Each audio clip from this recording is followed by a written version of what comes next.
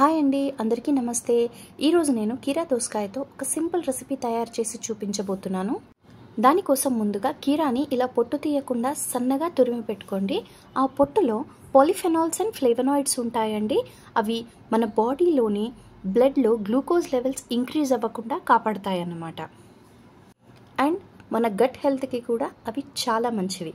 So మీరు ఎప్పుడు కీరాని use చేసినా పొట్టు తీయకుండానే యూజ్ చేసుకోండి. తర్వాత ఇందులో నేను ఒక 3 టేబుల్ స్పూన్స్ ఆఫ్ పెరుగు యాడ్ చేస్తున్నానండి. పెరుగు అండ్ కీరా మంచి కాంబినేషన్ అండి. డిహైడ్రేషన్ అవ్వకుండా ఉంటుంది. ఇప్పుడు వచ్చేది వేసవి కాలం కదా, మనం డిహైడ్రేటెడ్ అవ్వకుండా ఇవి మన బాడీలో వాటర్ లెవెల్స్ని మెయింటైన్ చేస్తాయి. తర్వాత ఇందులో డ్రై రోస్ట్ చేసిన గ్రౌండ్నట్ పౌడర్, అంటే ఆయిల్ ఏం వేయకుండా వేయించిన పల్లీలు, అది పొడి చేసి వేశాను. తర్వాత కొంచెం రాక్ సాల్ట్. తర్వాత అన్నీ కలిసేలాగా బాగా ఒకసారి మిక్స్ చేసేసేయండి. అంతేనండి, రెడీ అయిపోయింది.